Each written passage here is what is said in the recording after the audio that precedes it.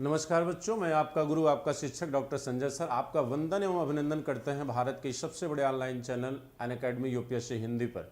तो आप लोग रेडी हो जाइए। आज की क्लास आपकी है विक्रमशिला विश्वविद्यालय और तक्षशिला विश्वविद्यालय। ठीक, ये शिक्षा के महान केंद्र माने जाते हैं बच्चों, लेकिन दोनों में शिक्षा के विषय को लेकर, शिक्षा के स्वरूप को लेकर और शिक्षा के निर्माण की जो संरचना है यानी भवन की जो संरचना है, इन सारी चीज़ों को लेकर हम देखेंगे कि दोनों में क्या डिफरेंस दिखता है और दोनों में क्या अंतर है। ठीक, दोनों दो काल के हैं, दो भौगोलिक क्षेत्रों से हैं।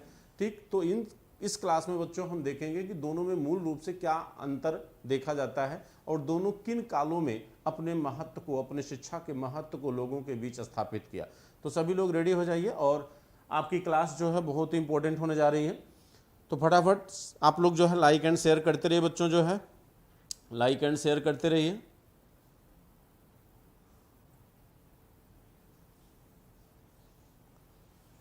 चलिए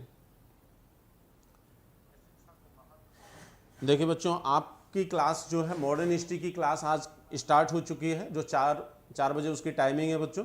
और ये आपकी फर्स्ट क्लास थी। आज हमने अपनी पहली क्लास कंप्लीट मॉडर्न हिस्ट्री पर मेंस के पॉइंट ऑफ व्यू से अपनी पहली क्लास स्टार्ट किया है। तो जो लोग सब्सक्रिप्शन लेना चाहते हैं, जो जुड़ना चाहते हैं, वो फटाफट क्लास से जुड़ जाएं, सब्सक्रिप्शन ले लें बच्चों।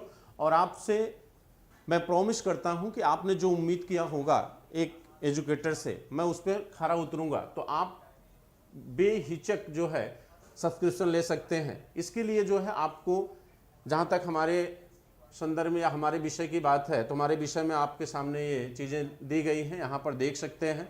और सब्सक्रिप्शन लेने के लिए जो है आपको क्या करना है, इसके लिए आपको अपने मोबाइल में प्ले स्टोर से अनअकैडमी ऐप डाउनलोड करना है। ये अनअकैडमी ऐप का टेलीग्राम चैनल है, इसे भी डाउनलोड कर सकते हैं, जिस पे आपको PDF वगैरह उपलब्ध कराया जाएगा। अनअकैडमी ऐप डाउनलोड करने के बाद आप क्यों जुड़ना चाहते हैं, आपको क्या फैसिलिटीज़ अनअकैडमी प्रोवाइड करेगी, वो आपके सामने है बच्चों। आपकी जो क्लासें होंगी वो लाइव क्लास होगी, जहां हम और आप एक दूसरे के एकदम फ्रंट पे होंगे, सामने होंगे, एक दूसरे को देख सकते हैं, सुन सकते हैं। ठीक, दोनों की समस्याएं समझ सकते हैं। उसके बाद जो भी चीज़ें आप पढ़ेंगे वो टेस्ट सीरीज़ के माध्यम से आपको चेक किया जाएगा, क्विजेज के माध्यम से आपको चेक किया जाएगा कि क्या आप एक कंप्लीट तैयारी आपकी चल रही है, आपका जो तैयारी का जो प्रोसेस है वो बेहतर तरीके से कंटिन्यू हो रहा है। इसके बाद 3 क्लास के बाद चौथी जो क्लास होगी वो आपको डाउट क्लियरिंग सेशन की क्लास होगी। यानी हर 3 क्लास के बाद जो है आप जो है एक डाउट सेशन होता है एजुकेटर का, जिसमें आप अपनी समस्याओं को उसको बता सकते हैं। अगर कोई चीज़ समझ में नहीं आती है तो आप उससे पूछ सकते हैं, अपनी सारी समस्याओं का समाधान कर सकते हैं बच्चों। तो ये फैसिलिटीज़ है अनअकैडमी की तरफ से। और इससे जुड़ने के लिए यानी सब्सक्रिप्शन लेने के लिए आपको क्या करना है, आप अपने मोबाइल में अनअकैडमी लर्निंग ऐप डाउनलोड कर लीजिए। डाउनलोड करने के बाद आपको उसे इंस्टॉल करना है, क्योंकि इंस्टॉल करना ज़रूरी है, बिना इंस्टॉल हुए ओपन नहीं होगा वो। तो ये अनअकैडमी ऐप, जब लर्निंग ऐप आप इंस्टॉल कर लेंगे तो इंस्टॉल करने के बाद आपको प्लस चैनल को सेलेक्ट करना है, अनअकैडमी प्लस को। इसके बाद आपको अपने कोर्स को सिलेक्ट करना है बच्चों, सेकंड स्टेप में, 4th स्टेप में UPSC CSC, इसे आपको सेलेक्ट करना है। सिलेक्ट करने के बाद जो है आपको गेट सब्सक्रिप्शन पे जाना है। जैसे ही आप गेट सब्सक्रिप्शन को ओपन करेंगे, आपके सामने सारे सब्सक्रिप्शन ओपन हो जाएंगे, जिसमें आपको 1 मंथ, 3 मंथ और 6 मंथ, 1 ईयर, 2 ईयर का दिया गया है। लेकिन आपका जो प्रेफरेंस होना चाहिए 1 ईयर और 2 ईयर के सब्सक्रिप्शन पर होना चाहिए, क्योंकि यहाँ पर आपको जो है एक प्रोसेस के तहत एक कंप्लीट तैयारी आपको मिल पाएगी। क्योंकि लॉन्ग ड्यूरेशन में क्या होता है कि एजुकेटर आपके साथ एक प्रॉपर वे में आपकी कमियों को देखते हुए आपके साथ काम करता है।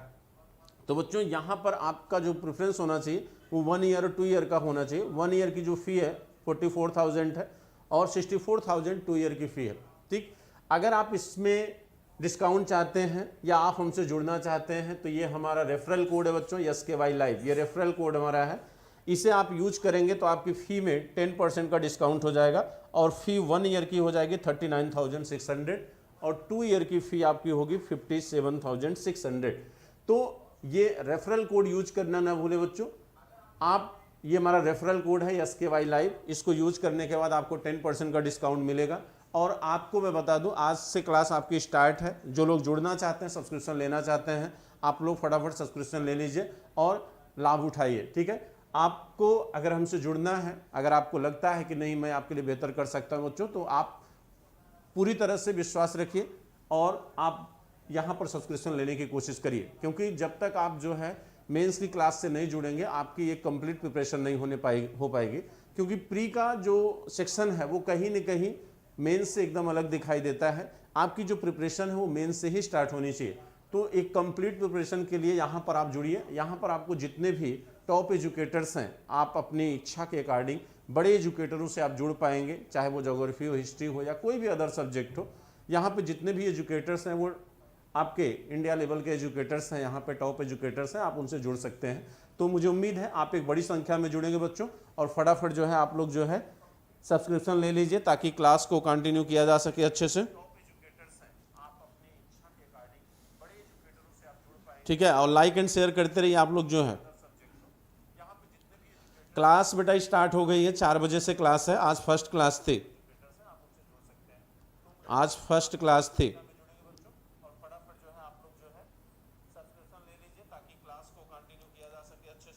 ठीक है, चलिए आगे हम क्लास कंटिन्यू करते हैं। ठीक है, और लाइक एंड शेयर करते रहिए आप लोग जो है। क्लास बेटा स्टार्ट।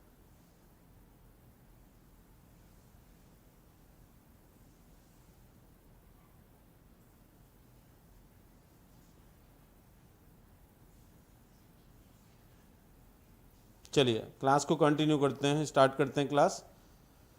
देखिए बच्चों, आज की क्लास में हम डिस्कस करने जा रहे हैं आपके तक्षशिला विश्वविद्यालय और विक्रमशिला विश्वविद्यालय। शिक्षा जगत के इन 2 महान विश्वविद्यालयों की चर्चा आज की क्लास में की जाएगी, और ये दोनों विश्वविद्यालय इंपॉर्टेंट भी हैं। जैसे पिछली क्लास में आपने पढ़ा था नालंदा विश्वविद्यालय को, और नालंदा विश्वविद्यालय बौद्ध शिक्षा का एक महान केंद्र माना जाता है। लेकिन आज जिन शिक्षण संस्थानों को आप पढ़ने चल रहे हैं बच्चों, इसमें जो है जहाँ तक तक्षशिला की बात है, तो तक्षशिला जो है आपकी बौद्ध शिक्षा के साथ साथ हिंदू शिक्षा का भी महान केंद्र माना जाता है।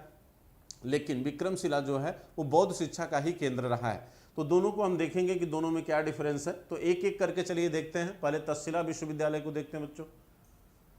तक्षशिला विश्वविद्यालय,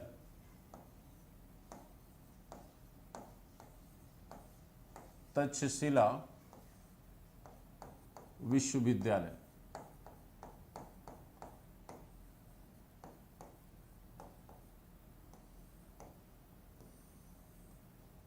देखिए, ये भारत का सबसे पहला और सबसे प्राचीन विश्वविद्यालय माना जाता है। लेकिन जहाँ तक विश्वविद्यालय की बात है, तो विश्वविद्यालय की जो आधुनिक संकल्पना है, जिसमें एक कमेटी होती है, एक ब्यूरोक्रेसी होती है, साथ साथ जो है छात्र होते हैं, शिक्षक होते हैं, एक कुलपति होता है, कुलाधिपति होता है, ये जो वर्तमान विश्वविद्यालयों की संकल्पना है वो शायद तक्षशिला में दिखाई न दे। ठीक है, क्योंकि तक्षशिला जो है ये गुरु शिष्य परंपरा पर आधारित था, गुरुकुल परंपरा पर आधारित था। क्योंकि शिक्षा का जो डेवलपमेंट हुआ है बच्चों भारत में, वो एक पद्धति के तहत हुआ है, और वह पद्धति गुरुकुल परंपरा से ही शुरू होती है। और आपने अगर देखा होगा तो महाभारत काल तक या रामायण काल तक यह गुरुकुल परंपरा ही शिक्षा का मुख्य केंद्र रही है। ठीक है, यहाँ पर तक्षशिला विश्वविद्यालय जो लगभग 600 BC का माना जाता है, यह विश्वविद्यालय भी गुरुकुल शिक्षा पद्धति पर क्या था, आधारित था। ठीक है, तो इसलिए गुरुकुल शिक्षा पद्धति में क्या होता है कि शिष्य का व्यक्तिगत गुरु से लगाव होता है, और गुरु पूरी ईमानदारी के साथ उस अपने शिष्य के साथ काम करता है, और शिष्य जो है पूरी ईमानदारी के साथ गुरु के बातों को सुनता है और गुरु की सेवा करता है। ठीक, यहाँ व्यवसाय नहीं था, यहाँ कोई मूल्य नहीं था शिक्षा का। लेकिन मूल्य से बढ़कर बहुत सारी चीज़ें ऐसी थी जो वहाँ पर बहुत ज़रूरी थी। तो क्या थी उसकी बात हम करेंगे। अब देखिए, कहा जाता है कि तक्षशिला विश्वविद्यालय की अगर स्थापना की बात करें या तक्षशिला की जानकारी की बात करें, तो तक्षशिला को जानने के लिए हमारे पास साहित्य और हमारे पास आर्कियोलॉजिकल रिसोर्सेज भी दोनों क्या हैं, उपलब्ध हैं। ठीक, तो यहाँ पर आर्कियोलॉजिकल रिसोर्सेज जितने भी हैं या पुरातात्विक स्रोत जो हमारे पास हैं, वो मूल रूप से अंग्रेजों के समय के हैं, क्योंकि अंग्रेजों ने ही सबसे पहले इस क्षेत्र का उत्खनन कार्य शुरू किया था, और उसमें यह काम शुरू करने वाले थे कनिंघम महोदय। लेकिन बाद में जॉन मार्शल के समय जब हड़प्पा और इंडस वैली का उत्खनन कार्य शुरू हुआ, तो उस समय जॉन मार्शल ने एक बृहद जानकारी तक्षशिला के विषय में जुटाया। तो कहने का मेरा तात्पर्य है कि हमारे पास जो जानकारी का रिसोर्स है वो है लिटरेचर एंड आर्कियोलॉजिकल रिसोर्सेज, यानी पूरा तात्विक स्रोत। तो ये दो माध्यम हमारे पास जानकारी का है और उसी के आधार पर हम तक्षशिला के बारे में जो बात करेंगे वो करेंगे। ठीक है, चलिए देखते हैं। कहा जाता है तक्षशिला की जानकारी अगर साहित्य के तौर पर देखा जाए तो सबसे पहले हमें महाभारत में, रामायण में दिखाई देती है।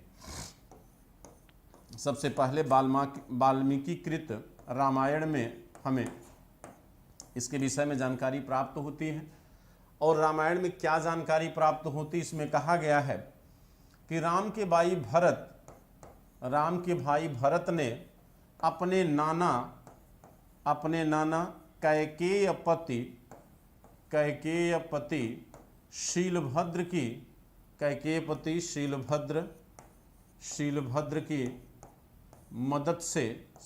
की मदद से सिंधु क्षेत्र को जीता। किस क्षेत्र को जीता? सिंधु क्षेत्र को जीता।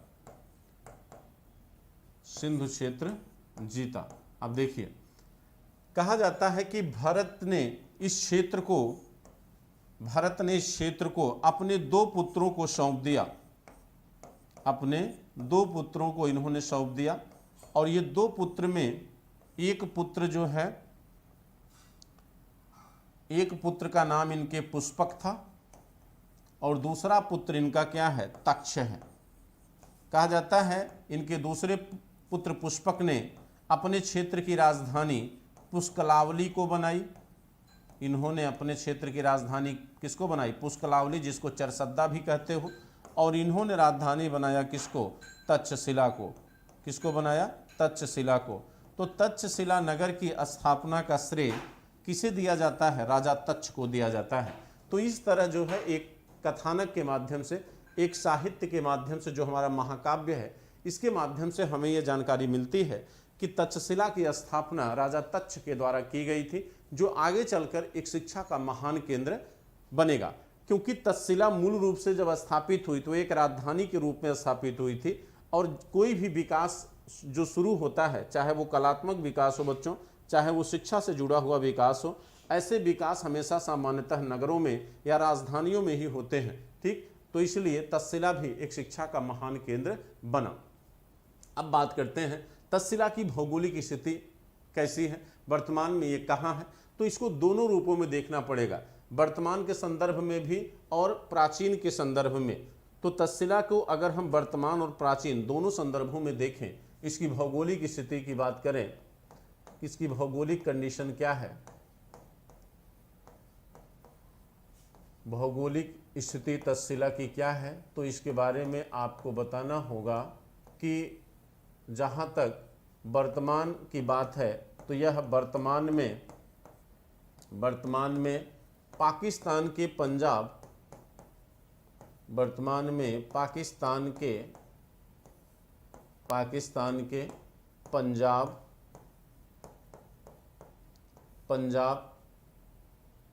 प्रांत के रावलपिंडी, पंजाब प्रांत के रावलपिंडी जिले में तक्षशिला एक तहसील है। क्या है? तक्षशिला एक तहसील है। तक्षशिला एक तहसील है बच्चों। ठीक है, लेकिन अगर प्राचीन संदर्भ में हम बात करें तो प्राचीन संदर्भ में जो गांधार क्षेत्र है वही क्या है? तक्षशिला, जो यानी लगभग ये पड़ जाएगा पाकिस्तान अफगानिस्तान वाला क्षेत्र, गांधार। तो गांधार क्षेत्र जो है ये गांधार क्षेत्र में पड़ेगा।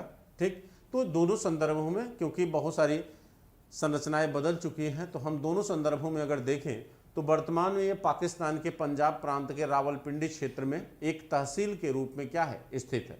ठीक है, अब देखिए, कहा जाता है कि यह जो तक्षशिला है यह उस समय के 3 मार्गों के संगम पर स्थित था।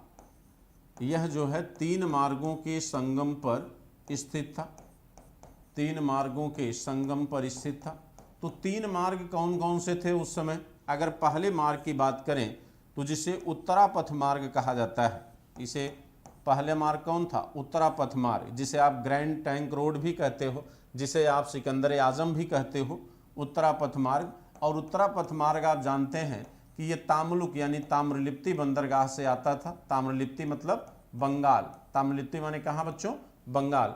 ये बंगाल से होते हुए यानी भारत के एक कोने को दूसरे कोने से जोड़ता था। भारत मत कहिए, हिंदुस्तान कहिए उसको, ठीक है।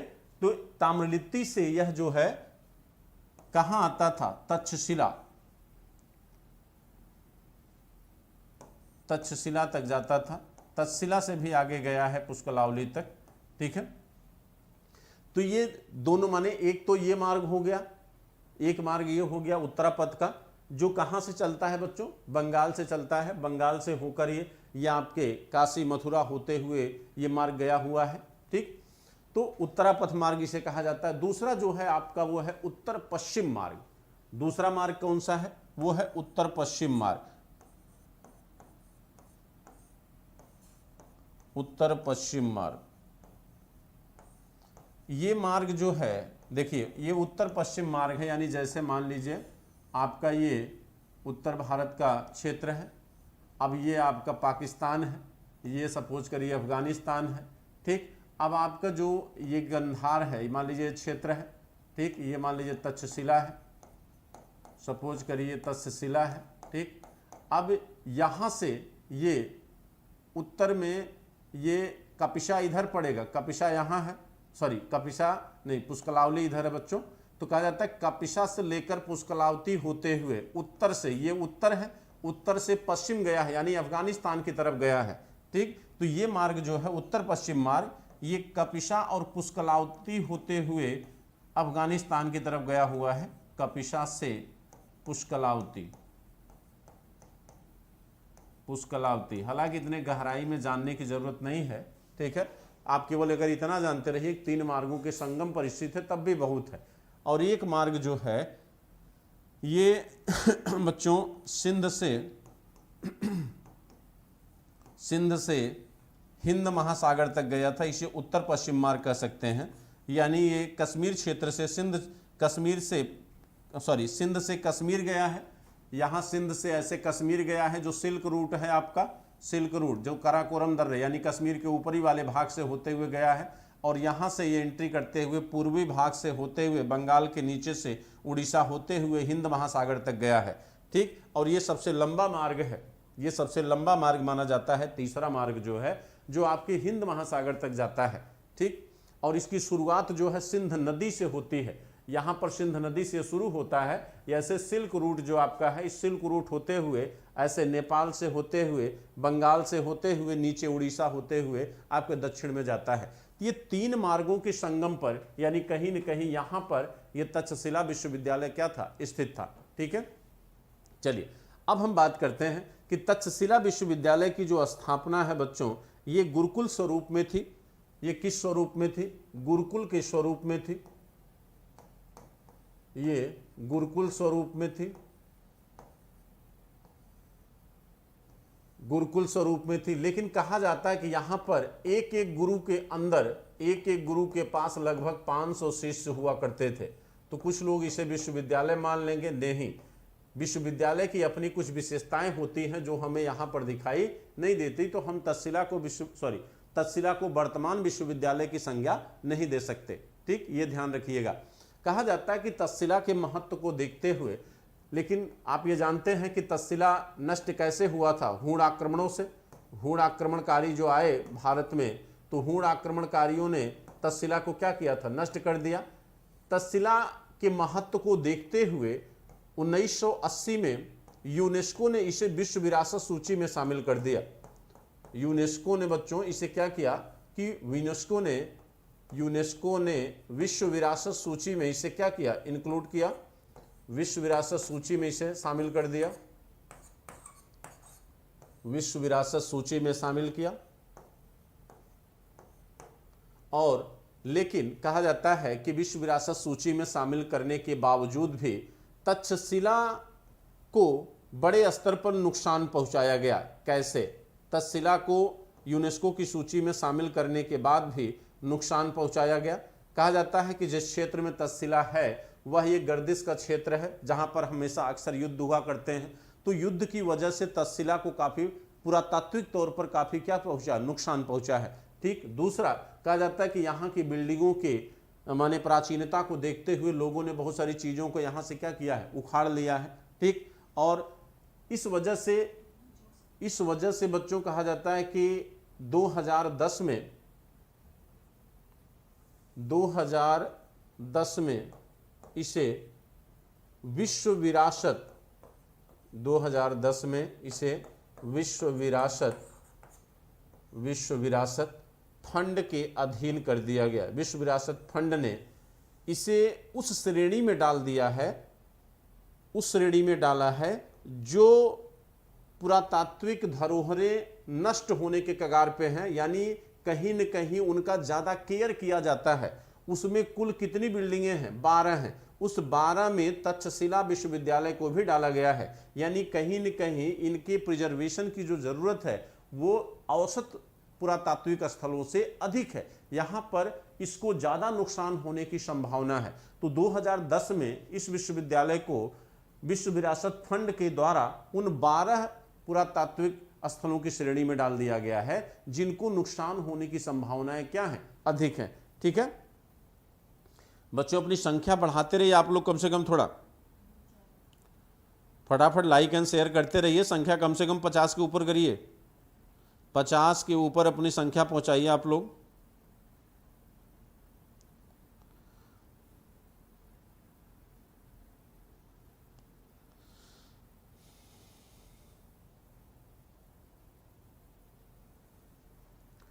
हाँ चलिए आगे बढ़ते हैं। अब देखिए, तो तक्षशिला की ये वर्तमान कंडीशन है। अब हम देखते हैं कि तक्षशिला का विषय क्या था, यानी तक्षशिला में किन माने विषय यानी किन विषयों की शिक्षा दी जाती थी, शिक्षक कौन थे, क्या बर्ताव था, कैसे शिक्षा में लिया जाता था, इस तरह से क्या परंपरा थी वहाँ पर, किस तरह से लोगों को शिक्षा में शामिल किया जाता था। देखिए, कहा जाता है कि जिस तरह से नालंदा में प्रवेश परीक्षा होती थी बच्चों, उस तरह से प्रवेश परीक्षा आपको तक्षशिला में दिखाई नहीं देती, क्योंकि यहाँ गुरु और शिष्य के बीच जो है एक व्यक्तिगत संबंध होता था।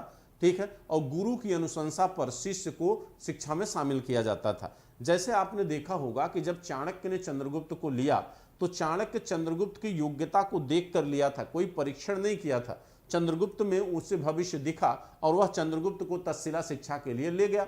तो यहाँ पर कोई प्रवेश परीक्षा हमको दिखाई नहीं देती। लेकिन जहाँ तक विषय की बात है तो तक्षशिला में बच्चों विषय की जहाँ तक बात है कि यानी माने अध्ययन विषय क्या था, अध्ययन विषय की जहाँ तक बात है तो कहा जाता है कि यहाँ पर हिंदू शिक्षा और बौद्ध शिक्षा दोनों दी जाती थी। यहाँ पर हिंदू शिक्षा के साथ साथ बौद्ध शिक्षा दोनों आपको दी जाती थी। आपको ये पता है कि अगर पाणिनि और चाणक्य ने यहाँ से शिक्षा लिया था तो आपके वसुमित्र ने भी यहाँ से शिक्षा लिया था। ठीक, तो दोनों विद्याओं की शिक्षा यहाँ क्या थी, उपलब्ध थी। लेकिन कहा जाता है कि कुल जो है टोटल अगर हम बात करें कि टोटल कितने विषयों की शिक्षा यहाँ पर दी जाती थी, तो टोटल जो सब्जेक्ट थे आपके यहाँ पर, टोटल सब्जेक्टों की संख्या बच्चों कितनी थी, 18। ठीक, लेकिन अगर महत्वपूर्ण सब्जेक्टों की बात की जाए तो महत्वपूर्ण सब्जेक्टों में यानी महत्वपूर्ण विषयों में जो आपका था वो है राजनीति शिक्षा। और आप जानते हैं कि चाणक्य जो है राजनीति की शिक्षा और शस्त्र विज्ञान की शिक्षा लिया था। ठीक, और दूसरी जो सबसे महत्वपूर्ण शिक्षा थी वो थी शस्त्र विज्ञान की शिक्षा, शस्त्र विज्ञान की शिक्षा बच्चों। और शस्त्र विज्ञान के बाद जो तीसरी महत्वपूर्ण शिक्षा थी वो है आयुर्वेद की शिक्षा, आयुर्वेद की शिक्षा। और आयुर्वेद की जहाँ तक बात की जाए तो उसमें एक प्रकांड विद्वान आपका आता है जिसका नाम है जीवक, जिसका नाम है जीवक। इसके बाद आप देखें तो विधि भी यहाँ का महत्वपूर्ण विषय था। विधि ज्ञान माने आप जान ही रहे हैं, कानूनी विषय। और पांचवा जो है वो है आपका व्याकरण, पांचवा जो है बच्चों वो है व्याकरण। और व्याकरण के प्रकांड विद्वान यहाँ पर हुआ करते थे कौन, पाणिनि। कौन थे बच्चों, पाणिनि।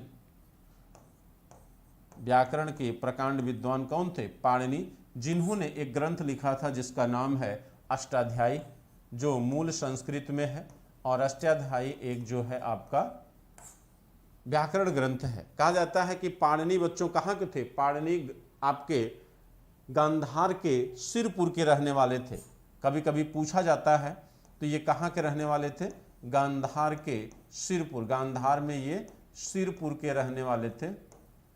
ठीक है, जैसे याद रखिएगा, इसको पूछा गया है, गांधार के सिरपुर के रहने वाले थे। अगर राजनीति की बात करें तो राजनीति के प्रकांड विद्वान यहाँ पर कौन थे? कौटिल्य। कहा जाता है कौटिल्य ने यहाँ पर शिक्षा भी लिया और आचार्य की भूमिका भी उन्होंने अदा किया। आचार्य की भूमिका में भी थे कौटिल्य और पाणिनि, इन दोनों ने यहाँ के शिष्य होने के साथ साथ आचार्य की भूमिका को भी अदा किया। लेकिन अगर देखिए, ये तो हमने महत्वपूर्ण बातें कर दी बच्चों, जो आपके जिनको आप जानते हैं, जो फेमस पर्सनालिटीज हैं उनके बारे में चर्चा हो गई।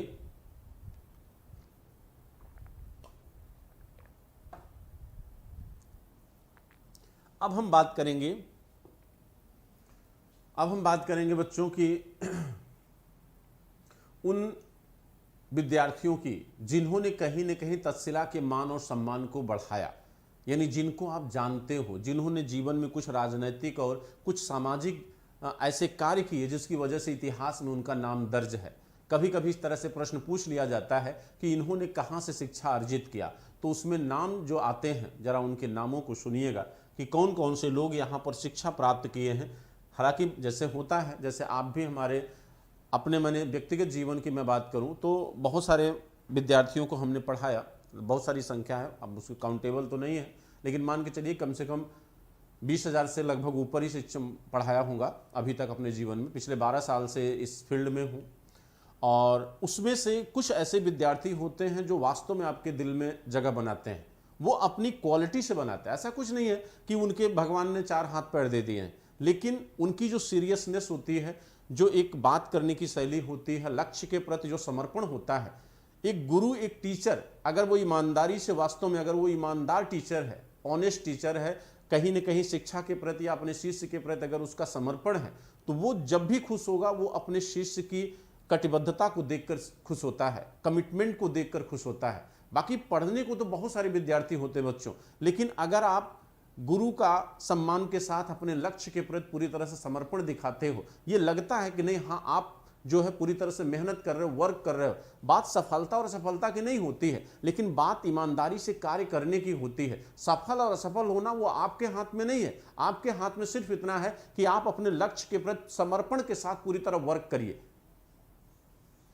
क्या होगा वो ऊपर वाले के ऊपर छोड़ दीजिए। लेकिन बहुत सारे ऐसे विद्यार्थी हैं जो कहीं ना कहीं अपने परिवार, अपने घर के लोगों को चीट करते हैं। लेकिन ये एक जो लाइफ होती है, ये जो आपका ड्यूरेशन है, एक यंग दौर से आप गुजर रहे हैं, एक इतनी पॉजिटिव एनर्जी आपकी बॉडी में होती है कि आप इस समय चाहो तो दशरथ माझी की तरह पहाड़ को तोड़ सकते हो। बस आपके अंदर एक कटिबद्धता होनी चाहिए, अपने लक्ष्य के प्रति समर्पण होना चाहिए। लेकिन इसी उम्र में आकर जो है अपने जीवन का सबसे व्यर्थ समय आप गंवा देते हो, और एक दूसरे की आलोचना में कहीं न कहीं आप जीवन के माने अनसुलझे पहलुओं में उलझकर अपने जीवन का वह बहुमूल्य जो 3-4 वर्ष है, जो आपके 20 वर्ष से लेकर 25 वर्ष के बीच का होता है, वो ऐसे निकल जाता है ताश के पत्तों की तरह कि आपको पता भी नहीं चलता है। लेकिन जब पता चलता है तब ये लगता है कि समय बहुत कम है और ये बहुत बहुमूल्य है, और जीवन की हर चीज़ उसी बहुमूल्य समय में आप लेना चाहते हैं जो नहीं मिल पाती बच्चों।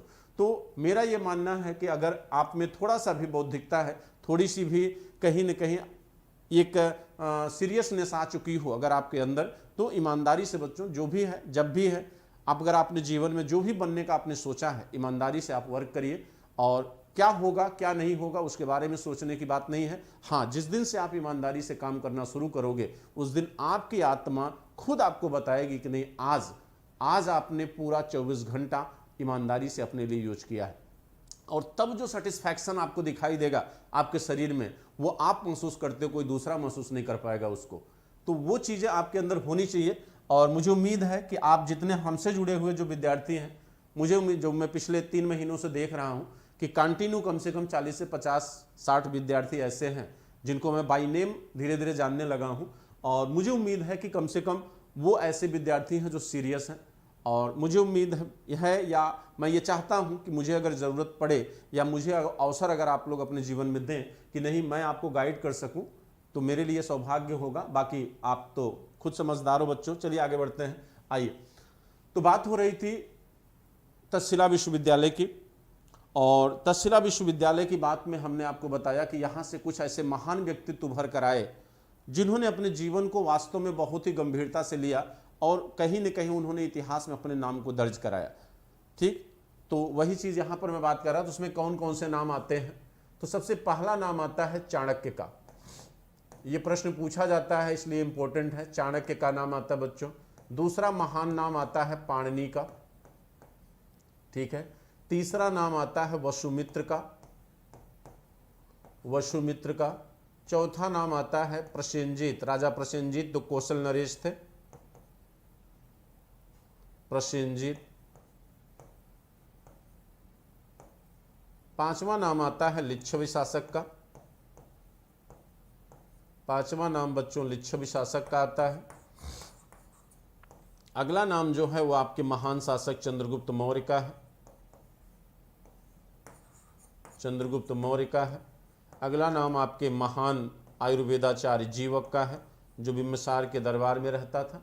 ये वो नाम हैं जिन्होंने अपने जीवन को अपनी शिक्षा के द्वारा कहीं न कहीं क्या किया, पवित्र कर दिया। अच्छा, एक नाम और बता दूं जो आपके दिमाग पे बहुत बड़ा जोर डालेगा, वो नाम है बच्चों अंगुलीमान। अंगुलीमान, अंगुलीमान ये सिखाता है कि जीवन में व्यक्ति में जब भी जागरूकता आ जाए तभी से अगर वह अपने लक्ष्य के प्रति समर्पित हो जाए तो वह जीवन में अपने लक्ष्य को आसानी से प्राप्त कर सकता है। आप अंगुलीमान हो या वाल्मीकि हो, दोनों को देख सकते हैं। अंगुलीमान एक डाकू था, आप जानते हैं, उंगलियां काट कर गले में पहनता था। भगवान बुद्ध से मिला था कहाँ, श्रावस्ती में, और उनके प्रभाव में आकर ये क्या हो गया, एक विद्वान आदमी बना आगे चलकर जो है। तो ये वो नाम है जिनके नाम को आप जो है जो मने ले सकते हैं, जिन्होंने तक्षशिला को कहीं न कहीं क्या किया, फेमस किया अपने नामों से। कभी कभी क्या होता है बच्चों कि कोई विद्यालय अपने शिष्य की वजह से जाना जाने लगता है, और जब ऐसा दौर आता है कि कोई विद्यालय महाविद्यालय किसी शिष्य के नाम से जाना जाने लगे तो वो विद्यालय धन्य हो जाता है। और जैसा ये गुरु में भी होता है, अगर मैं आपके नाम से जाना जाऊं कि नहीं ये फला IAS है, इसको उन्होंने पढ़ाया था, तो वही बात होती है जो आपके पिता और पुत्र के बीच होती है कि जब आपका पिता आपके नाम से जाना जाता है उस दिन आपका कर्म पूरी तरह से क्या हो जाता है, सफल हो जाता है। उस दिन आपका जन्म लेना पूरी तरह से सफल हो जाता है जिस दिन आपके नाम से आपका पिता जाना जाता है। लेकिन ये सारी चीजें बच्चों आपके कर्म से ही आती हैं, और जितने अच्छे आपके कर्म होंगे उतने ही अच्छे आपके प्रतिफल होते हैं। रही बात एक और शासक की जिनका नाम मैं भूल गया था, उनका नाम है मल्ल सरदार। ये मल्ल सरदार थे, ठीक है, जो आपके मल्ल शासक थे, पावा के मल्ल। उनका नाम था बंधुक, उन्होंने भी यहीं से शिक्षा लिया था। मल्ल सरदार बंधुक, मल्ल सरदार जिनका नाम था बंधुक,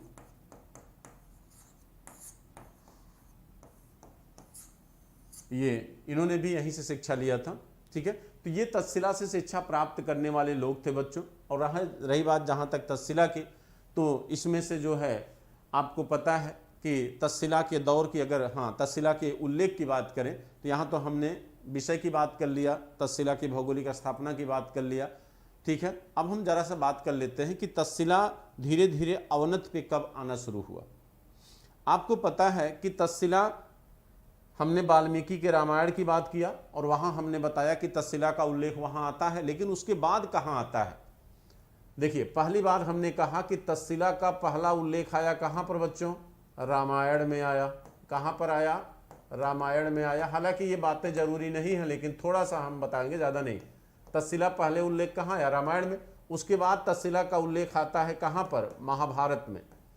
महाभारत में कहा जाता है कि जनमेजय के वंशजों ने इस क्षेत्र पर क्या कर लिया, अधिकार कर लिया। तो सीधी सी बात है, तक्षशिला किसके अधीन चला आया होगा, महाभारत, मने महाभारत कुल के अधीन, यानी कौरवों के अधीन आ गया। इसके बाद आप आगे आएंगे तो कहा जाता है 600 BC के बाद, 600 BC के बाद तक्षशिला, आप समझ रहे हैं ना कहाँ पे है, ये उत्तर पश्चिम क्षेत्र में है। 600 BC के बाद कहा जाता है ईरानी शासक, ईरान का शासक था, ईरान के शासक कुरुश ने, ईरान के शासक कुरुश, ईरान के शासक कुरुश ने इसे जीत लिया। कुरुश ने इसे क्या किया? जीत लिया। ईरान के शासक कुरुश ने जीता और कहा जाता है कि यह बार बार ईरान से स्वतंत्र होता रहा, लेकिन बार बार ईरानी शासक इसे जीतते रहे और लगभग 200 वर्षों तक यह ईरान के अधीन रहा। लेकिन जब मौर्य वंश का प्रभाव आया तो मौर्यों के समय यह फिर से अपने पूरे अस्तित्व में दिखाई देता है। यानी कहने का मतलब है कि जब सिकंदर का आक्रमण हुआ बच्चों, देखिए कहा जाता है ईरान के बाद भाई मौर्यों से पहले कौन आएगा? सिकंदर आएगा। जब सिकंदर का आक्रमण हुआ तो उस समय यहाँ का राजा कौन था? वैशिलियस यहाँ का राजा था। सिकंदर के समय यहाँ का राजा वैशिलियस था। ठीक, तो कहा जाता है उसी वैशिलियस का बेटा था अम्भी। आपको याद होगा अम्भी का नाम। ठीक, कहा जाता है उसी वैशिलियस का बेटा कौन था? अम्भी। और अम्भी की जहां तक बात है, आपको पता है अम्भी जो है पुरु का दुश्मन था, ये बन जाता है सिकंदर का मित्र और सिकंदर की तरफ से चला गया। तो कुछ समय के लिए कहीं न कहीं तक्षशिला पर प्रभाव हो गया था। किसका? सिकंदर का। और जहां तक आपको बताऊं, कहा जाता सिकंदर के साथ बच्चों एक यात्री आया था जिसका नाम था अनिशोक्रिट्स, जो सेना नायक था उसकी नौकाओं का। उसको भेजा गया था कि जाके आप पता करिए कि तक्षशिला की क्या कंडीशन है, क्योंकि तक्षशिला विद्वानों के लिए जानी जाती थी और विद्वान व्यक्ति जहां होता है वहां खतरा होता है। तो तक्षशिला अनिशोक्रिट्स को भेजा गया था और तक्षशिला वास्तव में विद्वत परिषद थी। सिकंदर के आक्रमण को रोकने के लिए चाणक्य ने एक विद्वत परिषद आयोजित भी किया था, जिसमें उसने अखंड भारत के निर्माण की संकल्पना को पूरा करने का निश्चय भी किया था। और वह अखंड भारत बनना था किसके नेतृत्व में? घनानंद के। लेकिन घनानंद ने चाणक्य का क्या किया? अपमान किया, और अपमान का बदला चाणक्य ने नंदवंश का विनाश करके दिखाया। ठीक, और नेतृत्व में, और चंद्रगुप्त मौर्य के नेतृत्व में कहीं न कहीं अखंड भारत का निर्माण चाणक्य ने किया। तो गुरु और शिष्य उस तरह से होना चाहिए, गुरु को जिद्दी होना चाहिए, लेकिन शिष्य को गुरु के प्रति समर्पण होना चाहिए, तब जाके एक उचित कार्य निकल कर आता है। लेकिन आज के जो गुरु हैं और आज के जो शिष्य हैं उनके संबंधों की बात मत करिए। चलिए आगे बढ़ते हैं। तो सिकंदर के समय ये दिखता बच्चों। अब सिकंदर के बाद की अगर बात करें तो मौर्य वंश में पूरी तरह जो है, मौर्य वंश में पूरी तरह जो है आपका ये मौर्य वंश में तक्षशिला चलाया। मौर्य वंश में तक्षशिला पूरी तरह मौर्यों के अधीन था, क्योंकि यह क्षेत्र किसके अधीन आ गया? चंद्रगुप्त मौर्य के अधीन आ गया। तो यहां पर एक शिक्षा के रूप में, एक विद्यालय के रूप में पूरी तरह क्या हुआ? विकास दिखता है इस समय। यानी पूरा अवसर मिला और 200 वर्षों तक कहीं न कहीं तक्षशिला जो है पूरे अपने चरम पर था शिक्षा के क्षेत्र में। लेकिन जैसे जैसे हिंदवन शासकों का आक्रमण होना शुरू हुआ या शक यवनों का आक्रमण होना शुरू हुआ तो तक्षशिला उपेक्षित हो गया बच्चों। उपेक्षित हो गया इसलिए क्योंकि वो जो है हिंदू शिक्षा के समर्थक थे नहीं, वो विदेशी थे, उनको हिंदू शिक्षा की जरूरत नहीं थी। इसलिए कहीं न कहीं तक्षशिला उपेक्षित हुआ और धीरे धीरे तक्षशिला का पतन होना शुरू हुआ। लेकिन इसके पतन में अंतिम कील ठोका कौन? हूण शासक। अंतिम कील कौन ठोका? हूण शासकों ने। हूणों ने इस बिल्डिंग को क्या किया? ध्वस्त कर दिया और नस्तानाबूद कर दिया। और इस तरह तक्षशिला आपका क्या हो गया? समाप्त हो गया बच्चों, यानी नष्ट हो गया। ठीक है।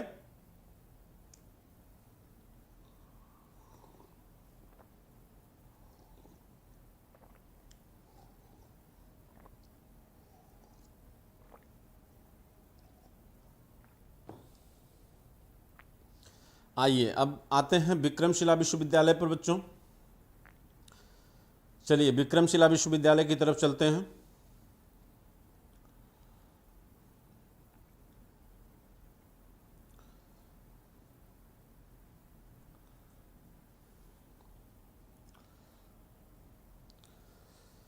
संख्या अपनी थोड़ा सा मेंटेन रखिए आप लोग, संख्या बहुत कम है बच्चों आप लोगों की। अब देखिए विक्रमशिला विश्वविद्यालय की चर्चा करते हैं। विक्रमशिला विश्वविद्यालय,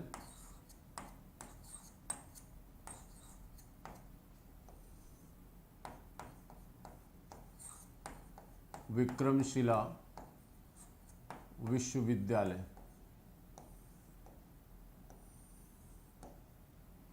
विक्रमशिला विश्वविद्यालय ये बिहार के भागलपुर में है। ये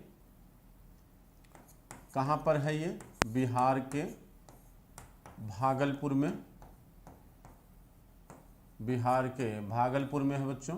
इसकी स्थापना किसने किया था? पाल शासक धर्मपाल ने। इसकी स्थापना पाल शासक धर्मपाल ने किया था। इसकी स्थापना पाल वंश में की गई थी, पाल वंश में की गई थी। कहा जाता है कि यहाँ पर एक निर्धारित भवन निर्मित किए गए थे। एक भवन था, ठीक, यानी विद्यार्थियों के लिए भवन बनाए गए थे, लेकिन उन भवनों की जो स्थापना है बच्चों वो बिहार के रूप में की गई थी, क्योंकि ये बौद्ध शिक्षा का केंद्र था, तो बौद्धों के लिए बिहार के रूप में निर्माण किया गया था। तो यहाँ पर कुल कितने बिहार थे? 160 बिहार थे। कितने बिहार थे?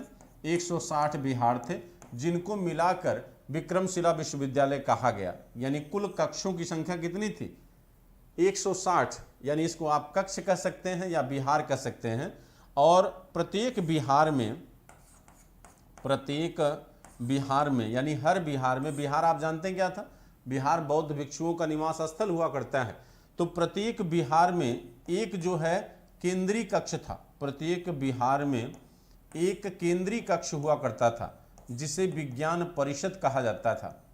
एक केंद्रीय कक्ष होता था जिसे क्या कहते थे? विज्ञान परिषद। जिसे क्या कहा जाता था? विज्ञान परिषद कहा जाता था। विज्ञान परिषद कहा जाता था, ठीक है। यहाँ पर हीनयान और महायान दोनों शाखाओं की शिक्षा बच्चों दी जाती थी। अगर हम विषय के तौर पर बात करें, अगर विषय के तौर पर बात की जाए तो विषय ऐसा नहीं था कि केवल बौद्ध धर्म की ही शिक्षा दी जाती थी, इसके अतिरिक्त भी शिक्षाएं यहाँ दी जाती थी। लेकिन मूल शिक्षा वो थी, वो हीनयान, महायान और वैशेषिक धर्म की दी जाती थी। लेकिन इसके अतिरिक्त व्याकरण, तर्कशास्त्र, मीमांसा, इस तरह के ग्रंथ माने विषयों की भी शिक्षा यहाँ पर दी जाती थी। तो मूल विषय जो था इनका, मूल विषय बच्चों, मूल विषय जो था इनका वो था बौद्ध धर्म। मूल विषय इनका क्या था? बौद्ध धर्म था। बौद्ध धर्म के अतिरिक्त व्याकरण, गणित, चिकित्सा का ज्ञान भी दिया जाता था। लेकिन एक चीज आप ध्यान रखिएगा, कहा जाता है कि लगभग 400 वर्षों तक ये शिक्षा के एक महान केंद्र के रूप में अंतर्राष्ट्रीय स्तर का विश्वविद्यालय ये कहलाया। यानी जिस तरह से नालंदा अंतर्राष्ट्रीय लेवल का विश्वविद्यालय कहलाता था, उसी तरह जो है लगभग 400 वर्षों में, यानी 8वीं सदी से लेकर 12वीं सदी तक, जब तक बख्तियार खिलजी ने इसे नष्ट नहीं कर दिया, यह एक अंतर्राष्ट्रीय विश्वविद्यालय के रूप में ख्याति अर्जित किया। एक समय ऐसा आया था कि विक्रमशिला विश्वविद्यालय से ही नालंदा भी कंट्रोल होता था, यानी यहाँ के आचार्य के अधीन ही आपका, यहाँ के कुलपति के अधीन ही नालंदा भी हो गया था। लेकिन कुलपति और कुलाधिपति ये दो पद होते हैं बच्चों, आज भी होते हैं और यहाँ भी थे। कहा जाता है कि जो कुलपति होते थे, जो कुलपति होता है बच्चों, जो कुलपति होता था, इसकी नियुक्ति कौन करते थे? पाल शासक करते थे, पाल राजा करते थे, यानी पाल वंश के राजा करते थे। और जो पाल राजा होता था ये स्वयं क्या होता था? कुलाधिपति होता था। जैसे आपकी यूनिवर्सिटियों के राज्यपाल होते हैं कुलाधिपति, और सेंट्रल यूनिवर्सिटियों के राष्ट्रपति होते हैं शायद ना, और राष्ट्रपति के द्वारा एक कुलपति की नियुक्ति भी की जाती है। तो कुलाधिपति और कुलपति, जो विश्वविद्यालय को जो चलाता है वो कुलपति होता है, और जो इसकी नियुक्ति करता है यानी विश्वविद्यालय जिसके अधीन होता है वो कुलाधिपति होता है। तो ये संकल्पना आपको यहाँ पर विक्रमशिला विश्वविद्यालय में दिखाई देती है। कहा जाता है कि इस विश्वविद्यालय की सबसे बड़ी खासियत यह थी बच्चों कि जब परीक्षाएं समाप्त होती थी तो दीक्षांत समारोह किया जाता था। परीक्षाएं जो समाप्त होती थी तो इसमें दीक्षांत समारोह का आयोजन होता था, और इस दीक्षांत समारोह में स्वयं पाल राजा यानी पाल वंश यानी पाल राजा स्वयं जो है कुलाधिपति के रूप में उपस्थित होता था। यह जो है कुलाधिपति के रूप में क्या होता था? उपस्थित होता था, और लोगों को उपाधियां वितरित करता था। ठीक, तो कुलाधिपति स्वयं पाल राजा उपस्थित होता था और विद्यार्थियों को और अध्यापकों को या जो आचार्य थे उनको क्या करता था? सम्मानित करता था। ठीक है, अब देखिए, कहा जाता है जहां तक प्रवेश की बात है तो प्रवेश का परीक्षण होता था। कहा जाता है कि द्वार पंडित नामक एक प्रशासनिक अधिकारी होता था यहाँ पर, द्वार पंडित। द्वार पंडित जो है विद्यार्थियों का क्या करता था? परीक्षण करता था। द्वार पंडित जो है ये विद्यार्थियों का परीक्षण करता था। द्वार पंडित ये विद्यार्थियों का परीक्षण करता था।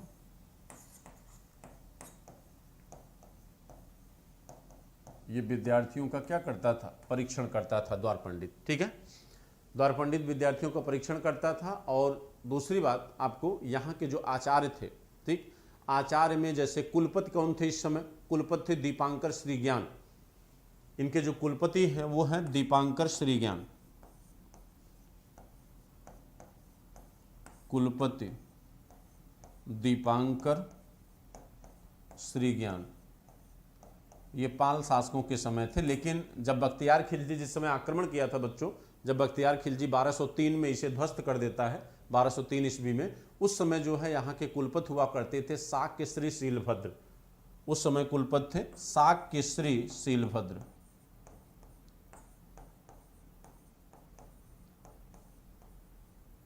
शाक्यश्री शीलभद्र, ठीक, उस समय यहाँ के कुलपति कौन थे? शाक्यश्री शीलभद्र। ठीक, इसके अतिरिक्त यहाँ के बहुत सारे ऐसे आचार्य थे। यहाँ पर अध्यापक को आचार्य कहा जाता था बच्चों।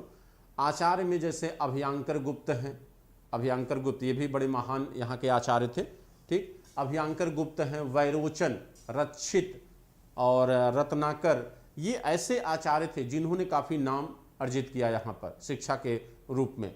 ठीक, इनके नाम को आप लोग नोट कर लीजिएगा। ठीक, अभयांकर, वैरोचन, रक्षित, यहाँ मैं लिख दे रहा हूँ अभयांकर, वैरोचन,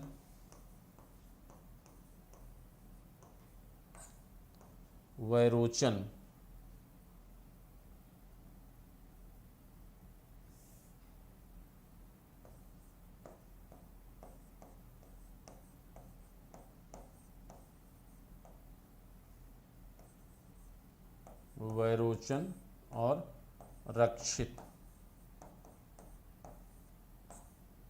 और रत्नाकर। ठीक, ये शिक्षक हैं जो काफ़ी महत्वपूर्ण थे बच्चों। इनके नाम को आप लोग नोट कर लीजिएगा। हाँ, अगर ये पूछा जाए कि इस विश्वविद्यालय में कहाँ के शिक्षक बहुत अधिक आते थे, तो ज़्यादा शिक्षक यहाँ पर तिब्बत से आते थे। कहाँ से आते थे? तिब्बत से। ठीक, कहा जाता है तिब्बत के विद्यार्थियों के लिए यहाँ पर छात्रावासों का भी निर्माण किया गया था। तिब्बत के विद्यार्थियों को काफ़ी प्रोत्साहन दिया गया जो है। और एक समय था जब ये अपने चरम पर था, विक्रमशिला विश्वविद्यालय। तो विक्रमशिला विश्वविद्यालय में एक समय था कि जब इसमें लगभग 108 अध्यापक हुआ करते थे, यानी आचार्य हुआ करते थे। ठीक है, 108 अध्यापक हुआ करते थे। ठीक, तो 108 अध्यापक थे बच्चों इसमें। और दूसरी चीज़ ये कि कहा जाता है कि नालंदा लगभग 400 वर्षों तक शिक्षा के क्षेत्र में अपना एक महत्वपूर्ण स्थान बनाए रखा। लेकिन जब तुर्कों का आक्रमण हुआ, तुर्कों के आक्रमण जब हुए भारत पर, क्योंकि आप जानते हैं कि तुर्क जो है बौद्ध शिक्षा के विरोधी थे। ठीक, जितने भी बौद्ध धर्म से जुड़े हुए केंद्र या विद्यालय थे सबको उन्होंने क्या किया? नष्ट किया। उसी श्रेणी में आता है ये भी, कहा जाता मोहम्मद गोरी के साथ जो एक आया था जिसका नाम था बख्तियार खिलजी। कहा जाता बख्तियार खिलजी ने नालंदा विश्वविद्यालय, विक्रमशिला विश्वविद्यालय, उदंतपुरी बिहार, सोमपुर बिहार, इन सारी चीज़ों को क्या करता है? नष्ट कर देता है पूरी तरह कहा जाता है आग लगा के पूरी तरह जला दिया। और ये विद्यालय पूरी तरह से 1203 में क्या हो जाता है? नष्ट हो जाता है। तो विक्रमशिला विश्वविद्यालय या नालंदा विश्वविद्यालय ये ऐसे विश्वविद्यालय थे जिन्होंने कहीं न कहीं भारत की गरिमा को अंतर्राष्ट्रीय स्तर पर शिक्षा जगत में क्या किया? स्थापित किया। तो इनके महत्व को आज भी हम लोग कहीं न कहीं याद करते हैं। और इन्होंने कहीं न कहीं इन विद्यालयों के माध्यम से भारत का जो सांस्कृतिक प्रसार है, शिक्षा का जो प्रसार है, वो कहीं न कहीं आपके आज के वर्तमान के सार्क देशों में या कहीं आसियान कंट्रीज़ में कहीं न कहीं इनका प्रभाव दिखाई देता है। और ये संबंध जो है, ये प्रसार जो है, आज भी भारत और इन पड़ोसी देशों के बीच एक सांस्कृतिक संबंध को क्या करता है? मजबूती प्रदान करता है बच्चों। तो ये आपकी जो 2 टॉपिक थे, इन दोनों टॉपिक को आज हमने समाप्त किया है। ठीक, और बाकी आप लोगों को कुछ पूछना है तो पूछ सकते हैं। ठीक, अभी टाइम है बच्चों। कुछ भी एनी हाउ कुछ भी आपको अगर मन करता है, जैसे कल हमने कहा था कि अगर आर्ट एंड कल्चर में कुछ आपको लगता है कि नहीं ये होना चाहिए तो आप कमेंट करिएगा, लेकिन किसी ने कमेंट नहीं किया है तो मुझे लगा कि नहीं चलिए पर्याप्त है जितना पढ़ाया अभी तक। आनंद जी, कौन नालंदा के कुलपति थे बेटा? किसकी बात कर रहे हो नालंदा के कुलपति? नहीं, शाक्य श्री शीलभद्र नहीं, वो शीलभद्र हैं। और हमने अभी एक बीच में एक वर्ड आपको बताया, आपने ध्यान नहीं दिया। हमने आगे बीच में कहा बच्चों कि एक समय ऐसा आया जब विक्रमशिला का कंट्रोल नालंदा पर हो गया था, यानी दोनों जगह के कुलपति एक हो गए थे। इस वजह से दोनों नाम क्या हैं, एक साथ आए हैं। मुझे उम्मीद है समझ गए होंगे आप। हाँ, जहाँ तक टेस्ट की बात है बच्चों, तो टेस्ट जो है अभी जो मैं पढ़ाया हूँ आर्ट एंड कल्चर और एंशिएंट के सेक्शन से टेस्ट होगा, उसका कम से कम आपको मैं कोशिश करूँ कि 10 टेस्ट आपकी 10 MSQ आपकी 10 करा दूँ। उसके बाद फिर जो है, हाँ मैंने बताया आंसर दिया आनंद जी, आपको समझ जाना चाहिए। तो मैंने ये कहा कि जैसे आप जो भी अभी आपने पढ़ा है एंशिएंट और आर्ट एंड कल्चर, तो उसको हम कंप्लीट करते हैं पहले, उसके कोशिश करते हैं कि 10 टेस्ट आपके हो जाएं इंपॉर्टेंट टॉपिक के। फिर जैसे जैसे आपका जो सेक्शन में कवर करता जाऊंगा उसका टेस्ट होता जाएगा। तो अभी मैं जो प्रैक्टिस कराऊंगा वो जो मैं पढ़ाया हूँ उसी में से कराऊंगा बच्चों। हाँ जितेंद्र जी, किताब की जहाँ तक बात है बच्चों, किताब की, तो एंशिएंट हिस्ट्री में किताब अगर आपको लेना है तो UPSC अगर केवल दे रहे हो तो आप केवल NCERT ले लीजिए। NCERT के साथ साथ जो है आप झांसरी माली साहब की एक किताब आती है, अच्छी किताब है, उसको ले लीजिए। बाकी आपको ज़रूरत नहीं है किताबों की। हाँ, टेस्ट के बारे में हमने बता दिया। सैटरडे और संडे को बच्चों ये टेस्ट रहेगा, ठीक। 12 बजे से ही टेस्ट होगा, लगभग 2 से 2.5 घंटे का टेस्ट रहेगा, ठीक। और कोई क्वेश्चन, कोई कन्फ्यूजन आप लोगों का?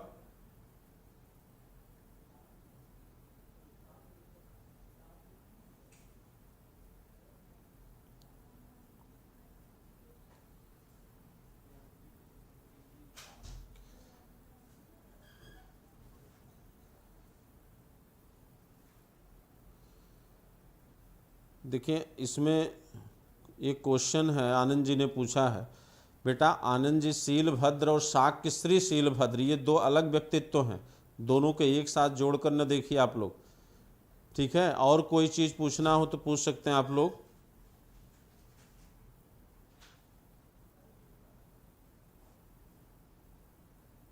चलिए ठीक है।